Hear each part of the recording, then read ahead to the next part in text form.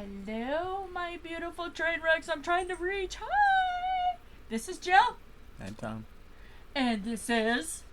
Diamond Painting with the Edwards. We gotta talk a little louder. Now we have a bar to see if we can be heard.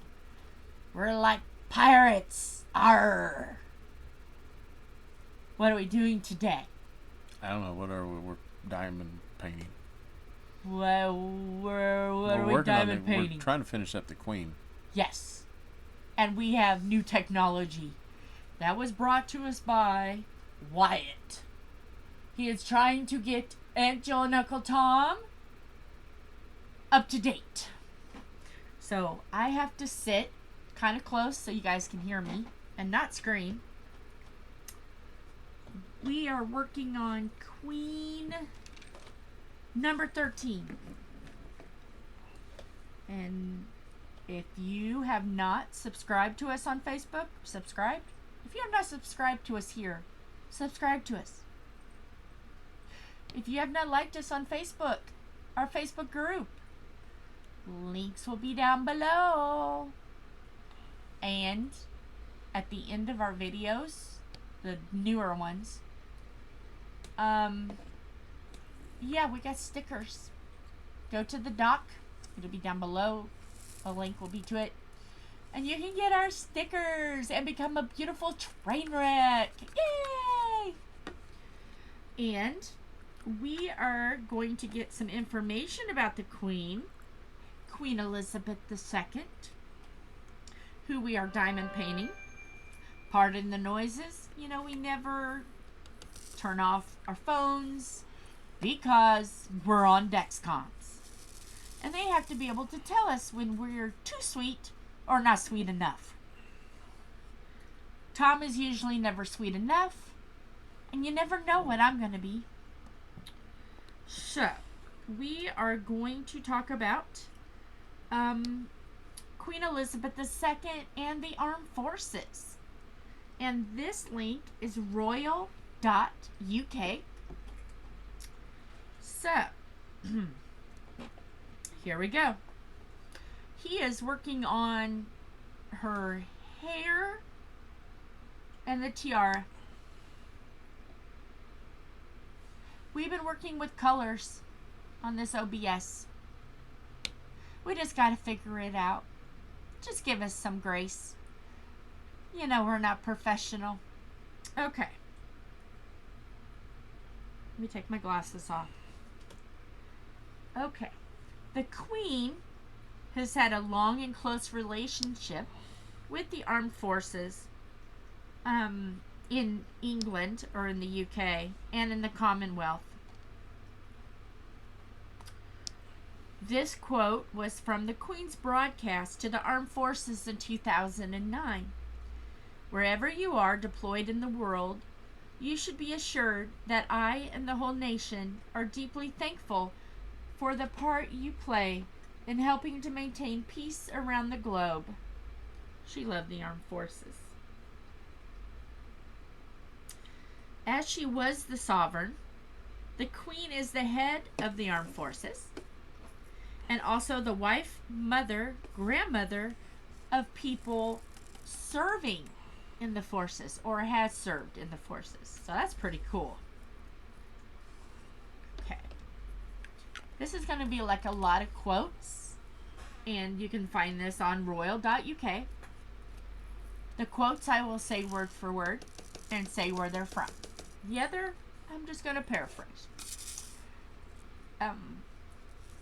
The speech by the Queen of the Armed Forces muster in 2012, quote, "It is a tradition of very long standing that the sovereign and members of the royal family are intimately associated with the armed forces and have been proud to serve in all three services." So yeah, big. Big, big, big. Okay. Queen Elizabeth's relationship with the forces began when she was Princess Elizabeth. She joined the Auxiliary Territorial Service, ATS, for short. In 1945, she became the first female member of the royal family to join an armed service. And she was a full-time active member. In her time in the ATS, the princess learned to drive and maintain vehicles. And there are pictures of her in her elder years of her fixing a truck. She learned a lot. She was very truck savvy. According to the royal family website at Royal Family, I believe this is Twitter. It's just the royal family page at Royal Family. The Queen learned to drive in 1945 when she joined the ATS as a subaltern. subaltern. And that is hashtag HM90facts. So yeah. I wish they said whether, I think this might be Instagram. It doesn't give me anything. It says exactly. Oh, no. This was X. It has X on it. So this is like the old Twitter, X. So yes. So if you are on X, formerly known as Twitter, at Royal Family, you can see the Royal Family. Okay. Since then, the Queen maintained a very close relationship with the armed forces. She visits regularly to service establishments and ships. She also holds military appointments and honorary ranks.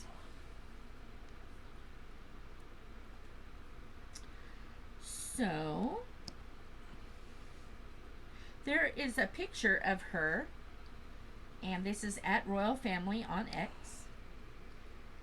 The Queen, who is Colonel-in-Chief, will visit the Royal Engineers, and she visited them on October 13th, 2016, and she helped celebrate their 300th anniversary. And the hashtag was Sapper300. Hashtag SAPPER300. And you need, if you can get on the Royal UK, royal.uk, these pictures are adorably sweet. As tradition for her birthday,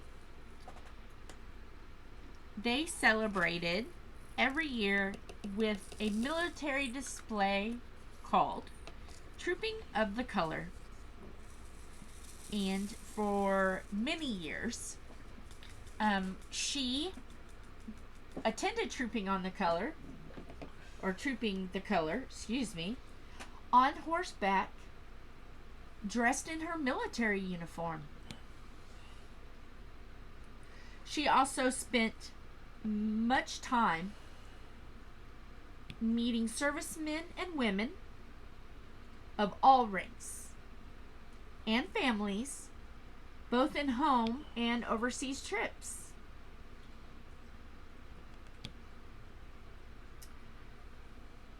She awarded many different various military honors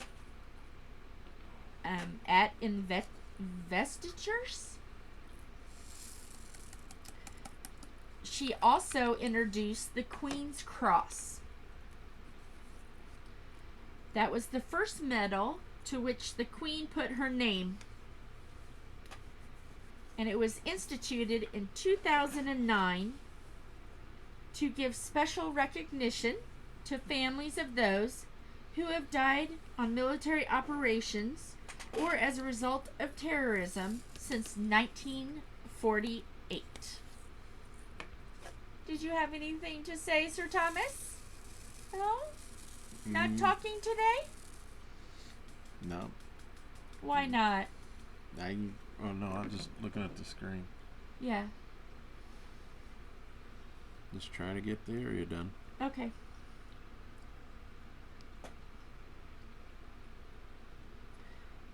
Okay.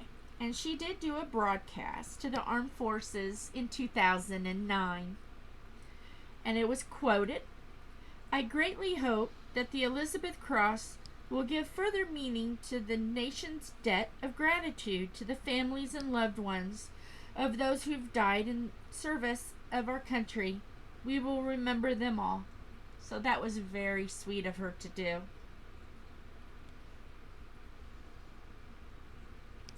Again, at X, formerly known as Twitter, at Royal Family. It has a picture back from November 5th, 2015. HM meets hashtag Elizabeth Cross recipients Sharon and Ephraim Brennan. Their son was killed in action in Afghanistan in 2013. That's cool. In addition to honors, the Queen also leads the nation each year in paying respects to the fallen, each year on Remembrance Sunday.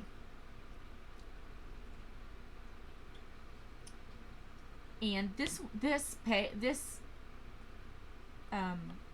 part of it, the armed forces part, has got a lot of X, formerly known as Twitter, at Royal Family. A lot of photos and so yeah, go on over and check out this website if you haven't already, because I've talked about this a lot. This one is "The Queen leads the nation in hashtag remembrance to the fallen on this hashtag Remembrance Sunday." And everyone is dressed in black, and she is putting poppies on the memorial. And it's a very moving picture. And that is the end of that. We have talked about it all that I wanted to talk about today. I don't even know how long we've been recording. 12 minutes.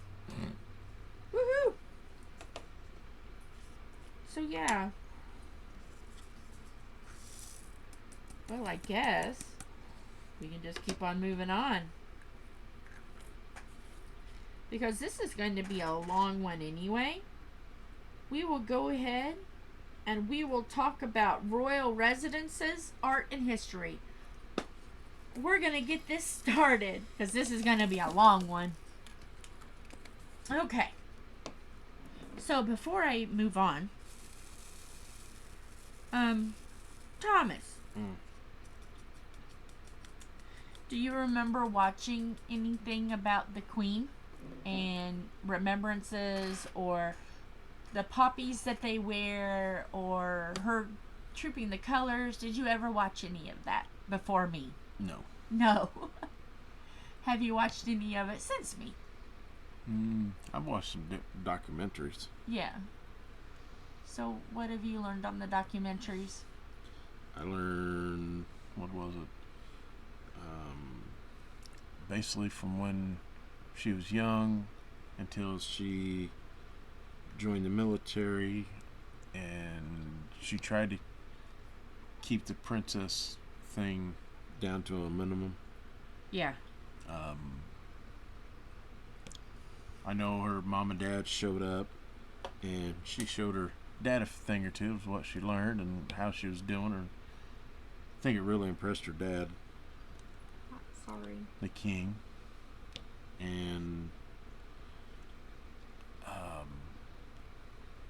I guess she was very versatile on what, how she did her job, because she was actually training a lot of people. Yeah. By the time the war, and then when the war ended,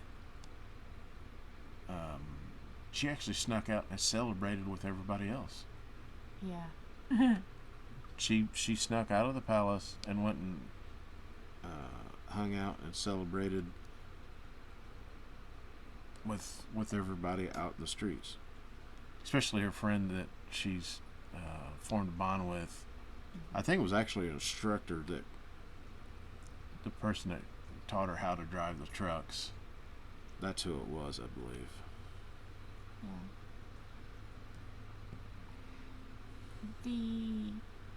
In all of the documents and stories and videos I watched, the only Trooping the Color that really stood out was, I wish I knew the year. Let me see if I can find out that year. Everybody talks amongst yourselves. Tom, how are you doing today? While I'm searching this up. Yeah, been raining all day, so very stiff. Yeah. Stiff and sore. Yeah.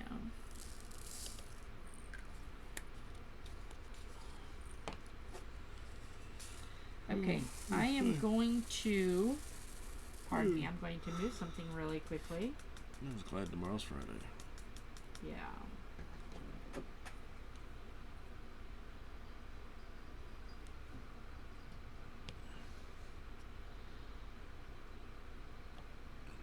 I can't even say that because I got to work on Saturday, so.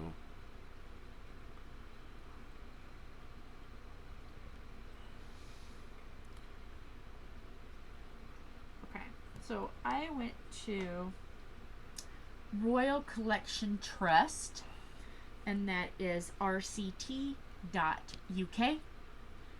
And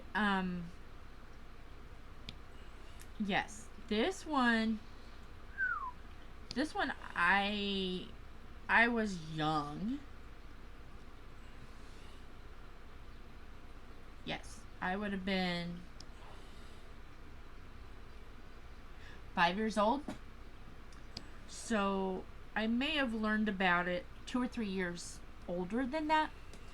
But shooting incident at Trooping the Color ceremony, June 13th, 1981. So I was just 5 years old.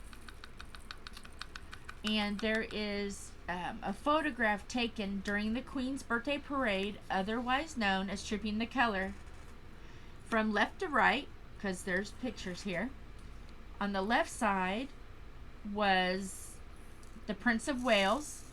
Later, King Charles III was in the uniform of the Welsh Guards. Then, to the right was Queen Elizabeth II in the uniform of the Welsh Guards. And then to her right, or in this picture to the right, was Prince Philip, Duke of Edinburgh, in the uniform of the Grenadier Guards, a member of the Queen's Life Guard behind. So you're looking at like 4 people really, really close together. And she was shot at.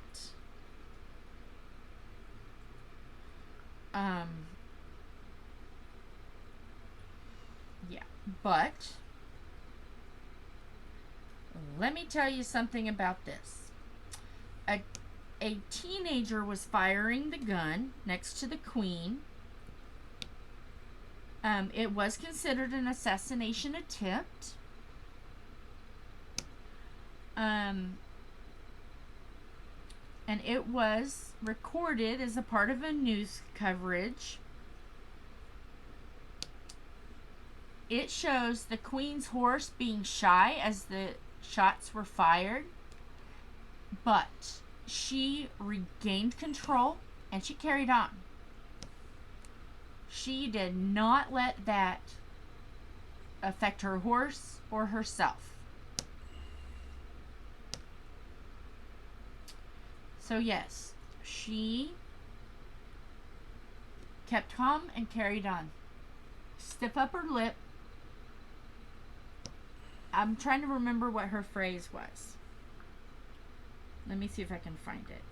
Her motto. I wasn't expecting that what we were talking about was going to be so short. Man, I can't speak.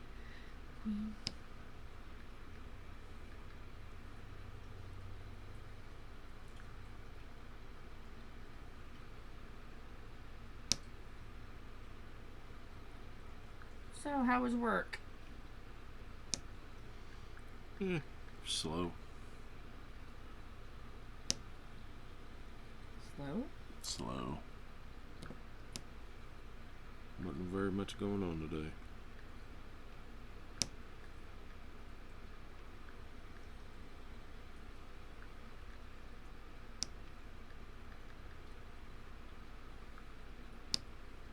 Oh, yes. Queen. Okay, according to people.com.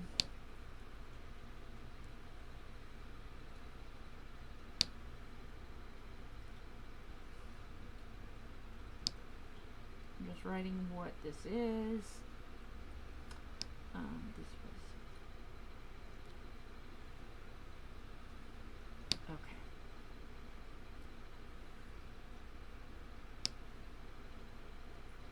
All right. Her motto was never okay, hang on.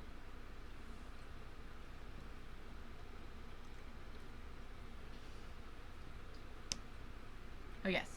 Her quote was, or her motto was, never complain, never explain.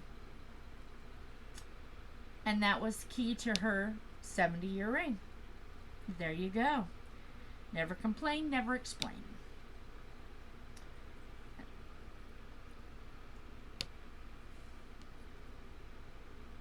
And she has, oh.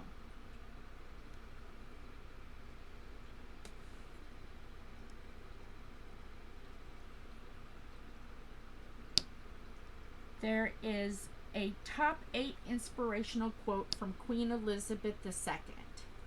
Let's learn about her. Inspirational.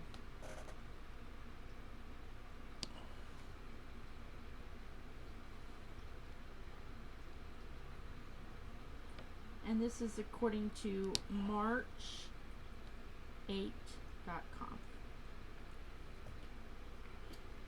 Okay.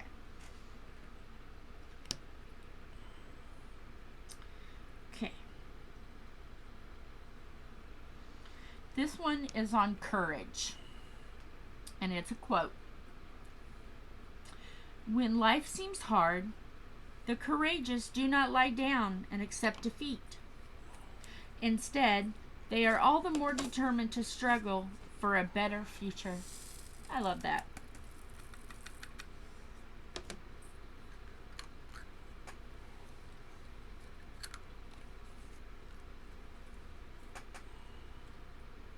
Okay.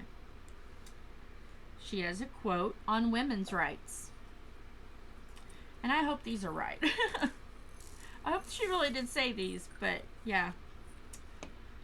It is difficult to realize that it was less than 50 years ago that women in Britain were first given the vote. But Parliament was first asked to grant this 100 years ago. Yet, in spite of these disabilities, it has been women who have breathed gentleness and care into a harsh progress of mankind.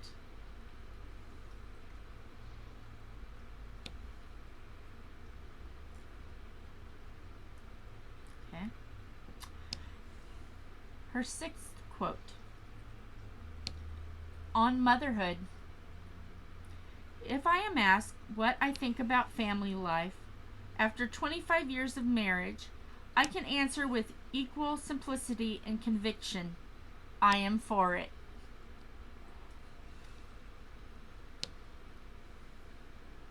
I wish they would have said what part or what time in her life she said these. Okay. The 5th, on leadership. Quote, I know no single formula for success, but over the years, I have observed that some attributes of leadership are universal and are often about finding ways of encouraging people to combine their efforts, their talents, their insights, their enthusiasm, and their inspiration to work together. Oh, and there's beautiful pictures of her on this website. Again, this is Inspirational Quotes March8.com.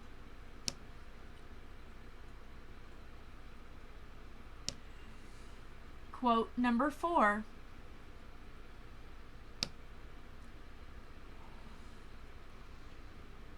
On selflessness. I'll say it. On selflessness.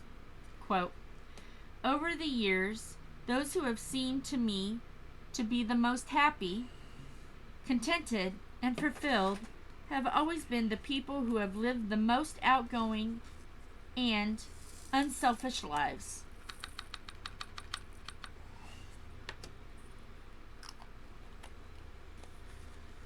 Quote number 3. On being an inspiration. Quote, to be inspirational, you don't have to save lives or win medals.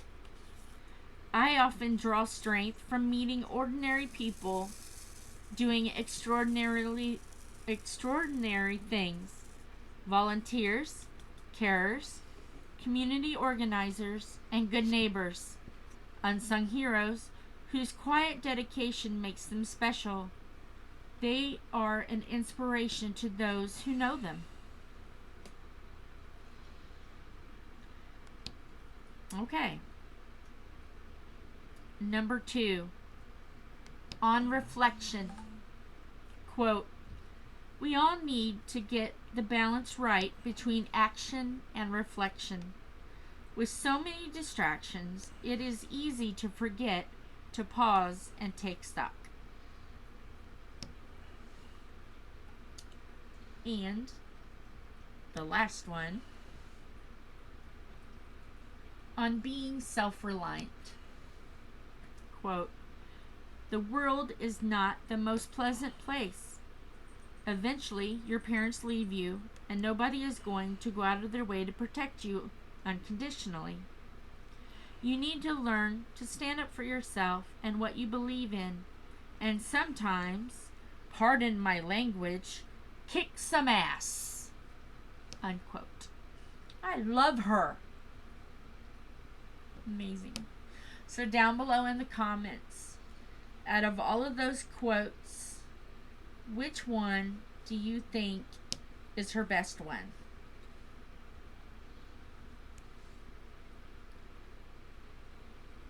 Mine is being self-reliant.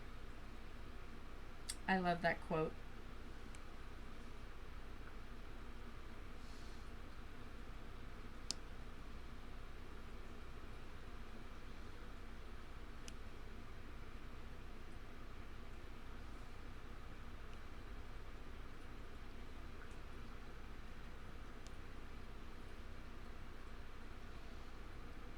I'm just looking here to see if I can see anything else.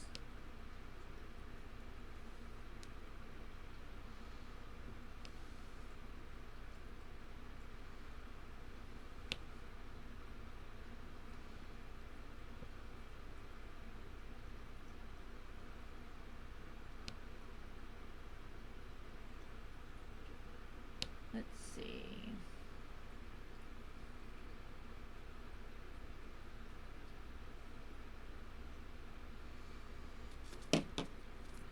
Okay, let me ask this. What was your favorite generation of the Queen? What about you, Tom? Which generation is your favorite out of everything she's done? You know, she's helped in the armed forces. She's, been mom. She's been grandma. She's been great grandma. What is your favorite age of the Queen? During World War II. World War II is your favorite? Mm-hmm. Why? Because she stepped out of the norm, and that's where she really Thrived at. Yeah. That's before she was queen. She was still a princess, and she was stepping out of the normal Yeah. royal family and just trying to be herself. Yeah. What is yours? What is your favorite? My favorite was when she became a great grandma. She loved her grandkids, don't get me wrong. But the way her eyes would light up when she got to see the great grandchildren, and um, hearing stories from Princess Catherine of Wales about how all the kids would have presents in their rooms every time they came over. There would always be a little present or a little token of love. So, so yeah, and to see her eyes light up, and to see the pictures of the four generations of her, and now King Charles, and William, Prince of Wales, and then George of Wales. I think they went ahead. I don't know if they're keeping them as Cambridge until they get out of school, or Wales. If there's someone, I know there's people, hopefully, from the UK. Did they change them to Wales yet, or are they still Cambridge? I don't know. I've heard conflicting, but and to see pictures of her holding all the great grandchildren. Oh, oh. There's a very famous picture of George helping to make fruitcakes for Christmas. And the look on her face is so precious watching him make fruitcakes. And yes, he made a mess, but you could tell she wasn't too bothered by it. But yeah, and I love the humor of her at the Olympics and doing that wonderful opening. And there's a picture of um, of Prince Philip, Duke of Edinburgh, dressed in his, in the grenadier uniform with the big black hat, the big tall hat that we all see. And he's standing out, and she walks by, and she's being queen, and then she notices who he is, and then she laughs. And they got a picture of her, just a genuine laugh at her husband. I love that era of the queen where she just is appreciating life and loving her family. And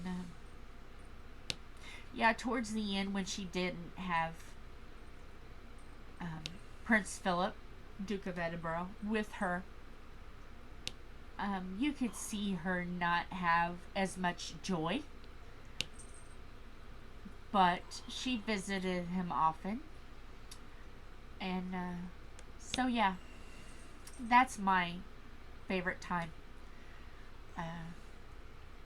Getting to see her, watching her grandchildren get married and have babies. Everyone, there was a smile, because those were her babies. Those were her grandchildren. In life, your parents, and you've got rules, and you've got things that you want your children to grow up having. But then you kind of calm down when you become a grandparent, and you may let your grandchildren get away with more than what you let your children. And then Philip is lucky enough to have a great grandma, And I see my great grandma letting him get away with more than I got to get away with, than what seeing my aunts, uncles, get away with. So I would love to know, but I never will know. But it would be so neat to see what she lets her great grandkids, what she let her great grandkids get away with compared to the grandkids, compared to the parents. I would love to be able to see that, but I don't know. I don't know if I ever will get to see a documentary that shows that. But the documentaries I have seen that were recorded, you could tell she loved her grandchildren and her great grandchildren and her children. She just loved family. So, yeah.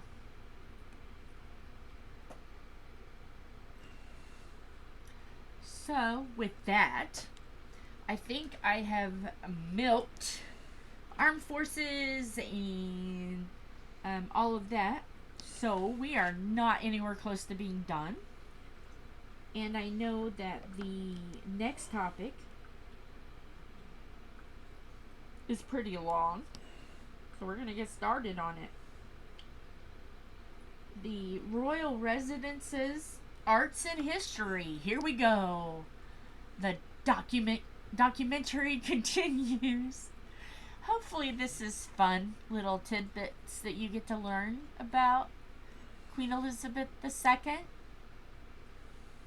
I dearly, dearly love the royal family. Good, bad, really bad, and different. Because it just shows that even though they're royals, they're still people. So, royal residences. Let's start with Buckingham Palace. Okay.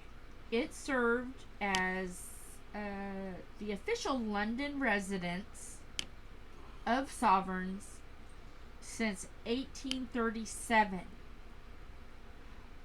Wow, I didn't realize Buckingham Palace was that old. Mm-hmm. I knew it was old, but I didn't realize that old. Now it is the administrative office or headquarters of the monarch.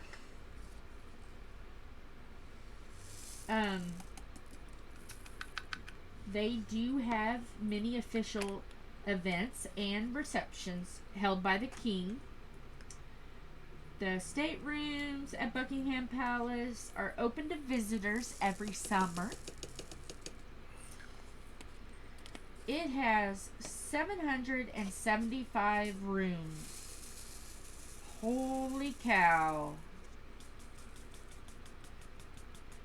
It is 19 staterooms, 52 royal and guest bedrooms, 188 staff bedrooms, 92 offices, and 78 bathrooms. The measurements, the building is 108 meters long across. The front, is 108 meters long across the front. I didn't continue that, sorry. It is 120 meter deep, including the central quadrangle, and 24 meters high. We go by inches and feet. I don't know what that is in inches and feet. I'm sorry. I think it's 3 meters per every. So that's math. I don't do well with math. That's mathish. No, it's 3 yards per 3 foot. It's a lot. It's big. Yeah, I can't remember right off the top of my head. I don't know. Normally I know that, but my mind's not. I know thinking 3 right. feet is a yard. That's the only thing. Yeah, That don't help. I had it backwards. I sorry. Yeah, it's okay. I can't even talk. I sorry. I'm sorry. We got the same problem. We are living in a house that's not well. Philip is doing better than us. Philip is on the day after a stomach bug. I'm on day 2 of stomach bug, which is migraine. But I'm determined to get this queen done and videoed.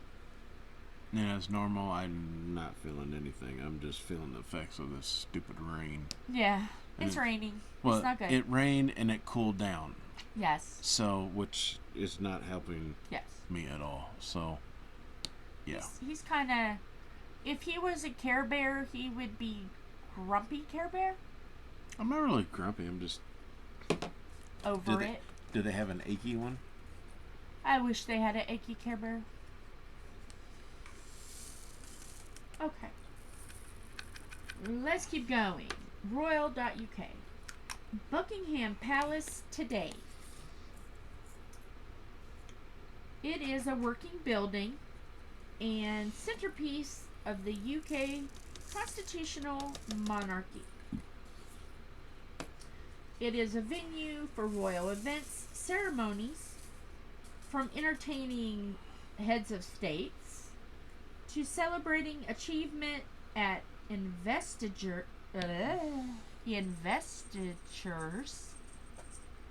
and receptions. And there have been some famous people get knighted, and oh, that was so cool. It's neat to see the investitures and receptions and stuff, and to hear about the heads of states. I find that interesting. Okay. 50,000 people visit the palace each year as guests to state banquets, lunches, dinners, receptions, garden parties.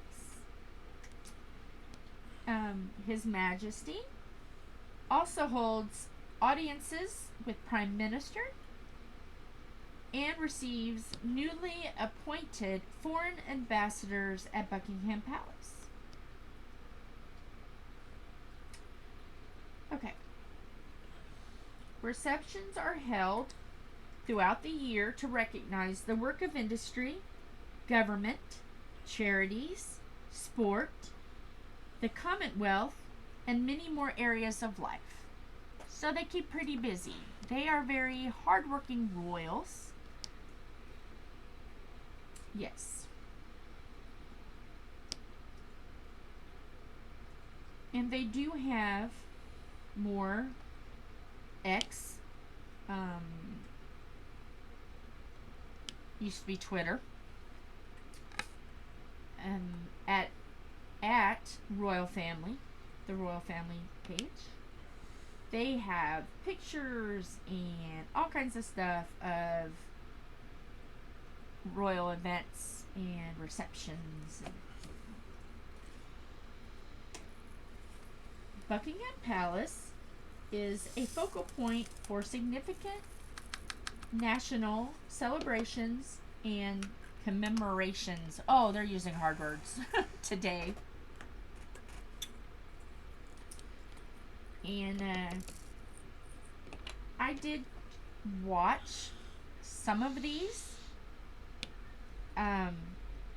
In 2002, a music concert was staged in the gardens of Buckingham Palace for Queen Elizabeth II's Golden Jubilee.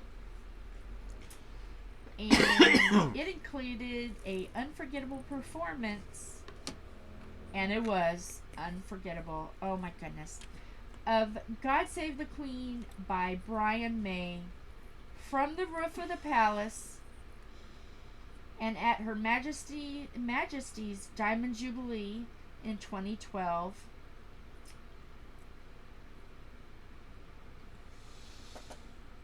Oh no, that was at the Diamond Jubilee. Wait a minute, it's not ending. Where's the dot? Okay. To mark Queen Elizabeth II's Golden Jubilee, which included an unforgettable performance of God Save the Queen by Brian May. From the roof of the palace and at Her Majesty's Diamond Jubilee celebrations in 2012. So he did it both. That's what this says to me.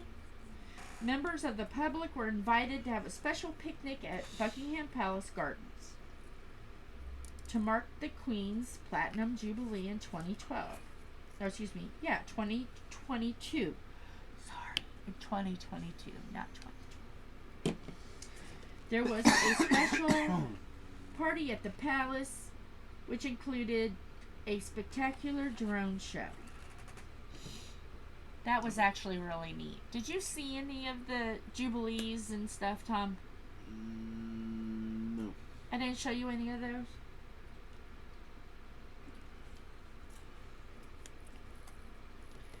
The balcony is one of the most famous in the world. The first recorded royal balcony appearance was in 1851. I'm trying to paraphrase this. I don't want to do it word for word because that's rude.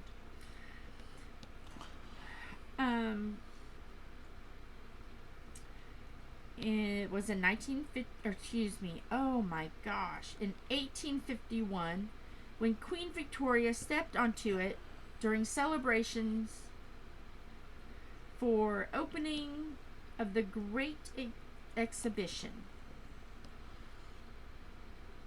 Okay. I wonder what the I wonder what that is.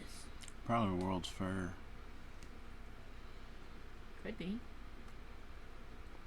Since then, appearances have marked many occasions from VE Day in 1945 to Jubilees, Trooping the Color, and an extraordinary fly past by 100 airplanes to mark the RAF, Royal Air Force's centenary in 2018. And they do have pictures.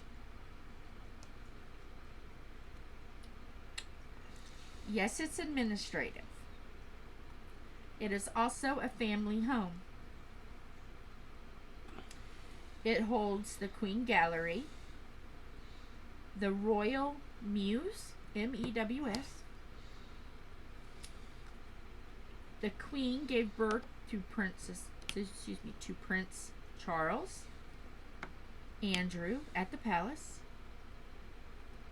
And to this day, notices of birth and death are still attached to the front railings for members of public to read, which have you seen that? I've seen that. I think that's so neat. They carry it out and hook it to the fence to celebrate births and deaths, and yeah. Also, the christenings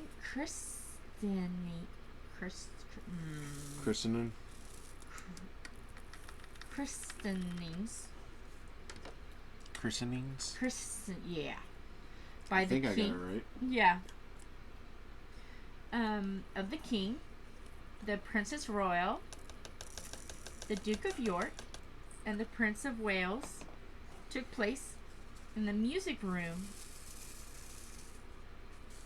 and many royal weddings have been celebrated at Buckingham Palace. Most recently, the Prince and Princess of Wales.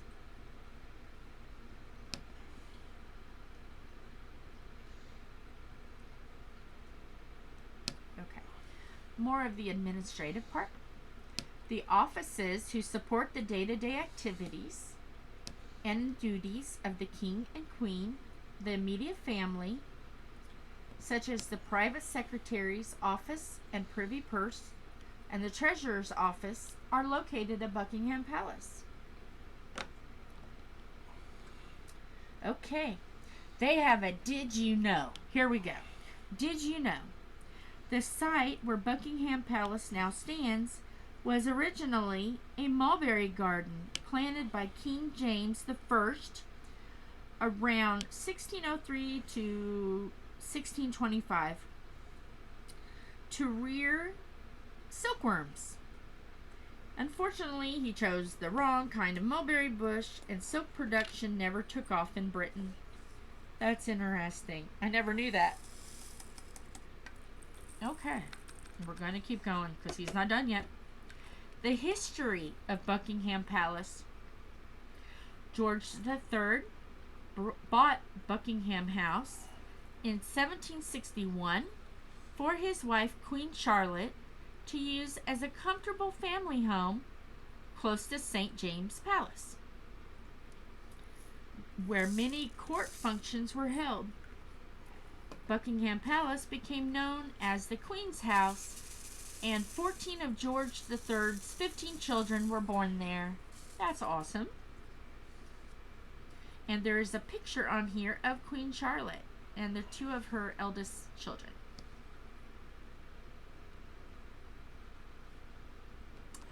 George IV, on his accession in 1820, reconstructed the house to a, there's a French word, pied-à-terre. I probably butchered that. Pied-A with the little thing on the top, dash Terre. Pied-à-terre. Using it for the same purpose as his father, George III. As work progressed, and late into the end of 1826, the king had a change of heart, and with architect John Nash, he transformed the house into a palace. Parliament agreed, and they had a budget of £150,000.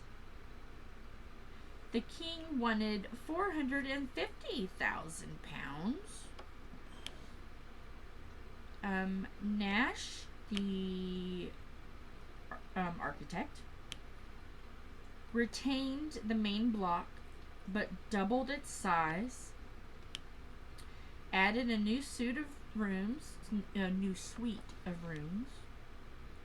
on the garden-facing side, faced with mellow bath stone. The external style reflected the French neoclassical influence favored by George IV.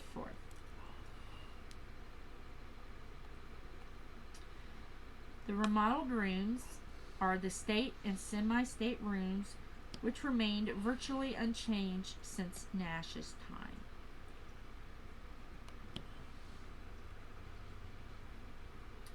Wow, there's a lot about this. North and south wings of Buckingham Palace were demolished and rebuilt on larger scale with a triumphal arch, the marble arch, as the centerpiece of the enlarged courtyard. That was done to commemorate the British victories of Trafalgar and Waterloo. Wow, this goes way back. We've talked way back, folks.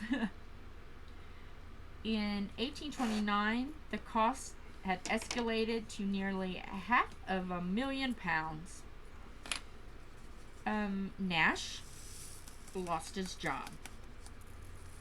And on the death of George IV in 1830, the younger brother, William IV, took on Edward Bloor to finish the work. King William IV never moved into the palace. When the Houses of Parliament were destroyed by fire in 1834, The king offered the palace as a new home for Parliament, but the offer was declined. That was nice of him. Okay. Queen Victoria was the first sovereign to reside. In July 1837 and June 1838, she was the first British sovereign to leave Buckingham Palace for a coronation. Her marriage to Prince Albert in 1840 soon showed up palace shortcomings. Okay, they had a problem though. There was not nurseries and too few bedrooms for visitors. They came up with a solution to move the Marble Arch. It now stands at northeast corner of Hyde Park. Ah. Really? I didn't know that. And build a fourth wing, thereby creating a quadrangle. The cost of the wing was largely covered by the sale of George IV's Royal Pavilion at Brighton. So that's the reason why there's an arch. I often wondered why there was an arch there. Now you know. So it looks like you are done, sir. Are you done? No, you're still going. Just a little bit. Okay. I moved on to a smaller section. Okay. Yeah, because we are 56 minutes. So since you are done there, I'm gonna stop it there. I just seen this little white section I want to get done. Okay. So we need to start at Buckingham Palace front in 1873. Okay. That's where we are starting next time. We got through more than what I thought we were going to. I didn't even think we were going to be able to get through all the... It looks like we may have more chances than we think to get through the royal residences. 1, 2, 3, 4, 5, 6, 7.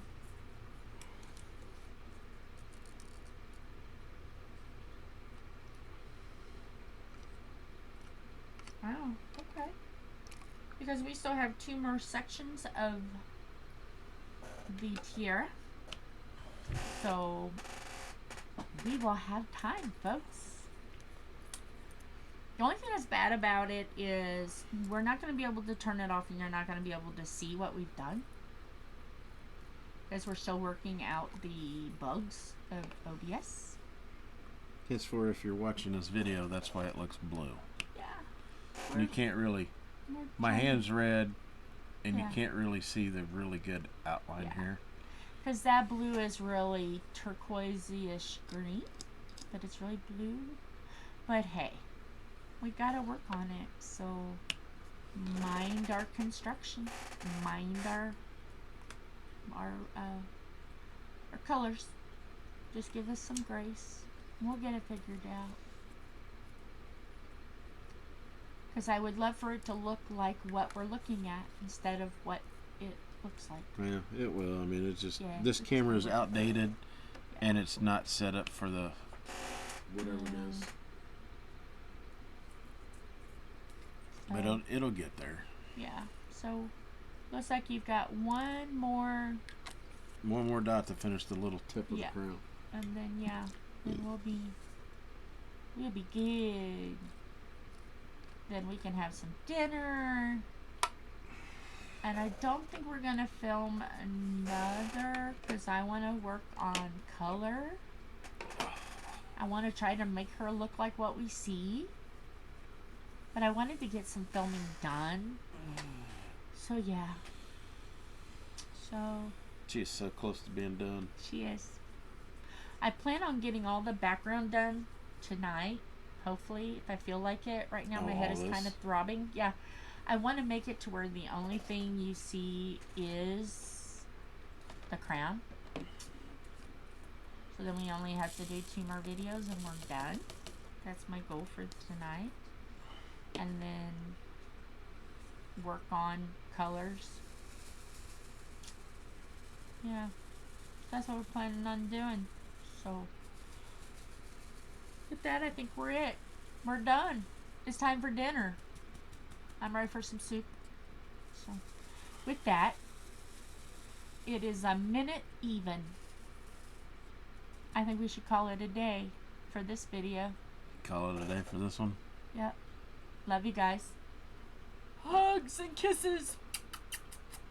See you soon. Bye. Bye.